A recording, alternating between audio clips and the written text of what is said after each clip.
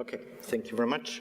Good morning. It's my pleasure to present to you in a very, very quick way major findings and conclusions of Chapter 24 entitled Policies for Energy Technology Innovation Systems.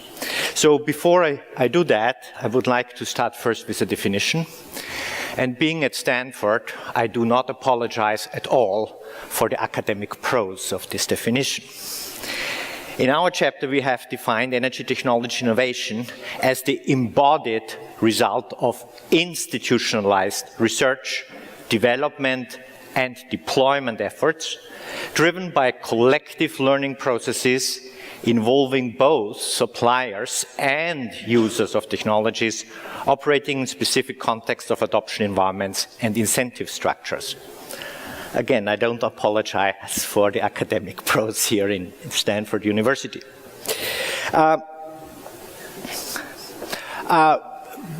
Presenting a chapter that is extremely rich is challenging in 17 minutes, so I give you a kind of selective preview and a personal assessment of an assessment. So what's new? I think what is new, you find particularly at the bottom of this slide, quite uncharacteristic for international assessments. This chapter has an assessment, it has a literature review, but it also stimulated a lot of new independent research, which is also contained in the chapter. And it also stimulated specific case studies where we have looked into success and failures of technology innovation policies. These 20 case studies are a companion to the GEA volume and will be published separately. So this is not only the traditional review, it also embodies new research, and this research is actually ongoing and continuing. So this is a living document and a living chapter.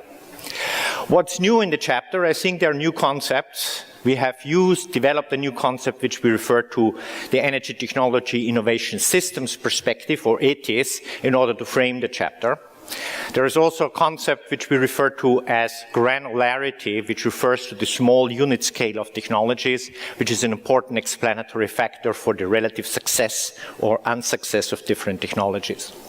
The chapter is also quite empirical. It has new quantifications on global resource mobilization. You have seen some numbers already yesterday, and you will see them again today. We have assessments on R&D efforts in emerging economies, which is new, compiled by a team at Harvard University. We have looked into quantifications of knowledge depreciation, on the impacts of policy misalignments and volatility, and on the quantification of a systemic innovation portfolio bias. I'll show you some results in a second. Given that this is a global assessment, we did not assess particular policy instruments. Instead, we looked and developed at guidelines, generic policy guidelines that focus on managing knowledge flows, in particular knowledge feedbacks and spillovers at the international scale, on policy stability and alignment, and finally on some recommendations on what are the targets for an energy technology policy, which basically should be a systemic approach to innovation and portfolio-based.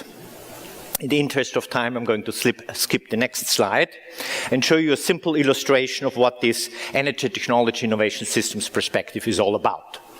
At the core is the development of technology as it proceeds through successive stages of a technology life cycle, involving specific processes of innovation that are characterized by continuous knowledge feedbacks. So this is the center part of this graphic. As you move from the left to the right, you need to move across the different stages, involve different innovation processes, and invoke continuous knowledge feedbacks.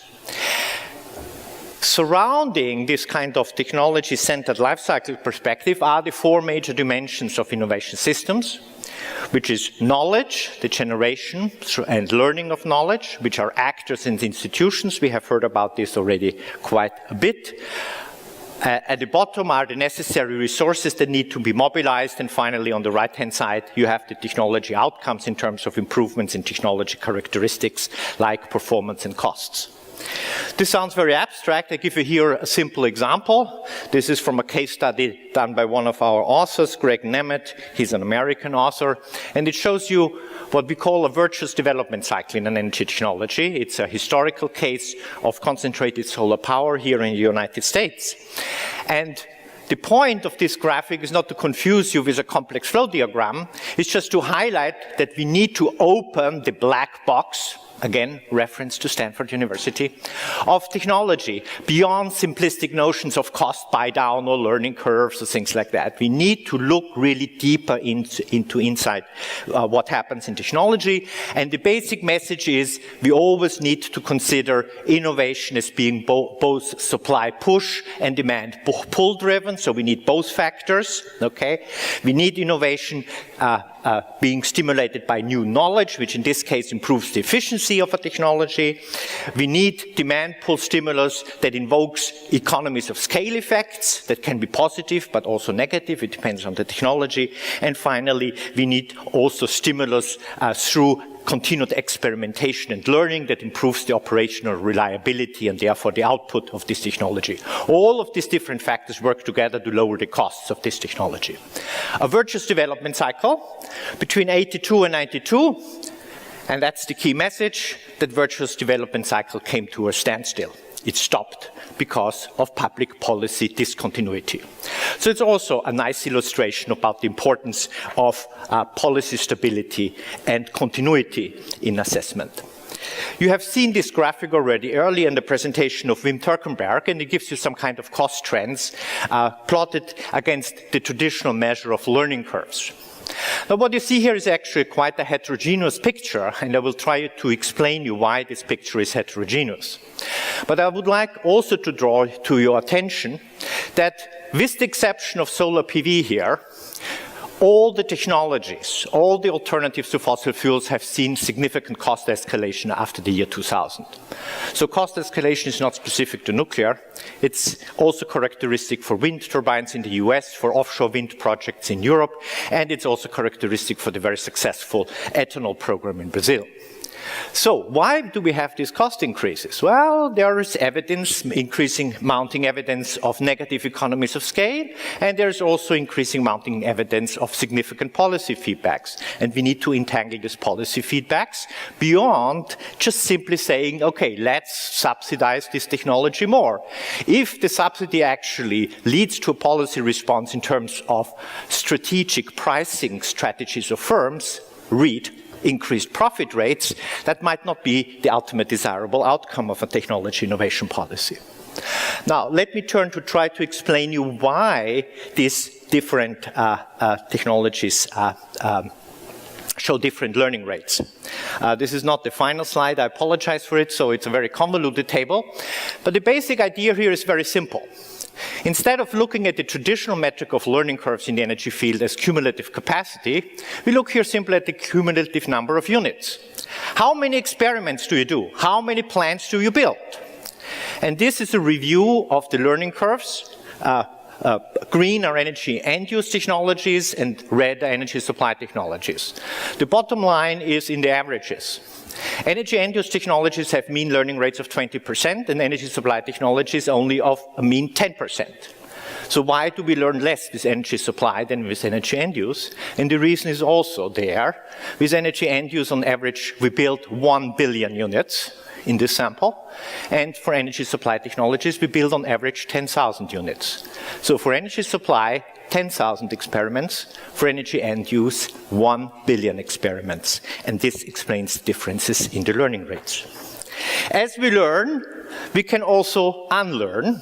And this is a novelty in the chapter. It's a chapter on knowledge obsolescence. I have co-authored again with Gregory Nemeth, so it's a very prominent name. So the Stanford faculty might want to consider to hire at some point. And here it tries to explain you why we have these very different rates of knowledge obsolescence. Basically, we have two dimensions. One is the rate of technological innovation, the rate by which novelty comes along, and so therefore, with increasing novelty, we depreciate the knowledge of the old technology. And the second one is the traditional dimension of knowledge depreciation through volatility and turnover of human capital, staff turnover being a classical example. So in cases where you combine high volatility in human capital with high knowledge depreciation due to rapid pace of innovation, cell phones have been mentioned as an example, you have high rates of knowledge depreciation. The interesting finding is that according to our limited assessment of the available literature, knowledge depreciation rates in the energy innovation field are typically between 10 to 30% per year. With these high rates of knowledge depreciation, policy stability moves to the center front. We have done some hypothetical model simulations on the impact of the knowledge stock of different policy regimes, and we can show that actually the way how money is spent, how public resources are mobilized, is as, if not more important, than the absolute amount of money of actually mobilized. So, don't think only about how much money needs to be mobilized, you need to think about the time pass of this money mobilization, and it might be more wiser to start small and increase gradually but stable than to do a big splash and then run out of money after 2 or 3 years, because with these high rates of knowledge depreciation, you will lose within a few years all of the investment in the new knowledge generated. A second important finding is that we need to invoke much more the international knowledge flows and spillovers. This gives you some finding from the empirics. This is the first quantification of public and private R&D, energy R&D expenditures in the emerging economies. And as you see on the left panel, on the bar chart, actually in absolute numbers, the emerging economies, Brazil, Russia, India, China, and South Africa, actually start to approach the level of energy R&D in the OECD countries. So this is quite significant. The downside of this is, as you see in the color code, is that the R&D portfolio is even more biased in the emerging economies compared to the OECD. There's hardly any energy R&D into efficiency, and there is an undue overemphasis on fossil energy, which is in kind of contrast to the needed transformation which we've heard about yesterday. Also significant is that these rapidly emerging new knowledge powerhouses in the technology innovation space are systematically excluded from international technology cooperation. This gives you the kind of participation in the international technology collaboration programs organized through the International Energy Agency, and you see how limited the number of non-OECD or non-IEA countries are in this kind of international technology cooperation. Let me move to the next example, and this refers to alignment, consistency of policy signals. This gives you a quantification of the global resource mobilization in energy technology innovation across all development stages of a technology, and into 3 broad categories: energy end use, energy conversion, think about power plants, and finally resource extraction, coal mines, oil fields, etc. So this is only the fraction of the global resource mobilization that is directly influenced by public policy. So either through public expenditures, typically in R&D, or through forced policy instruments, like feed-in tariffs or portfolio standards, as listed in the niche market segment. What you see here is basically that we spend actually very little on energy end use. We mobilize little resources through public policy and end use. We mobilize a lot of private sector investment into renewables through policies, but this push of renewables into the system is actually counter-caricatured by the big block of $500 billion of subsidies that are diverted into maintaining fossil fuels in the system. So how consistent as a policy framework is that? You mobilize resources to push a new technology into a system, which at the same time you subsidize to keep the incumbent in. 5 times as much as you actually mobilize money to introduce the new technologies. This is a key issue. So policy, stability, and alignment, hopefully relatively contradiction-free, and this is one of the core policy design criteria which we have come up in our assessment. Let me conclude with a short illustration of a SQL research which we have been doing, also using this energy technology innovation framework. And basically here we have extended the framework to a more systematic assessment. We have examined more than 40 different indicators, where we differentiate between inputs into the innovation system, the black circles, from the outputs of the innovation system, So inputs are R&D, technology roadmaps, analytical models and modeling studies, technology collaborative agreements, market formation, incentives like feed-in tariffs, etc. And outcomes of innovation are learning effects, social rates of return on innovation, and future needs of technologies as distilled from the scenario literature, including the GEA scenarios. Now, 40 indicators looking at the match between inputs and outputs of the innovation system. And this gives you the assessment. All of the inputs into the innovation system are systematically tilted towards energy supply technologies. And all of the desirable outputs of the innovation system are all dominated by energy end use and efficiency technologies. So, the framework helps you to understand why we conclude that there is a systemic innovation technology portfolio bias, which needs to be addressed if you want to manage the transition towards the kind of technology pathways which the GEA scenarios have described. I would like to use this opportunity to thank my authors. They are listed here, and to direct your attention to the additional resources which are available. It is the GEA chapter itself. There are the 20 case studies which are also posted already online. They will be also published as a separate book volume by Cambridge University Press. And similarly to Kirk Smith's chapter on health, we have also produced a more accessible condensed summary which is produced, which has been published in Annual Review of Environment and Resources. I thank you for your time. Thank you.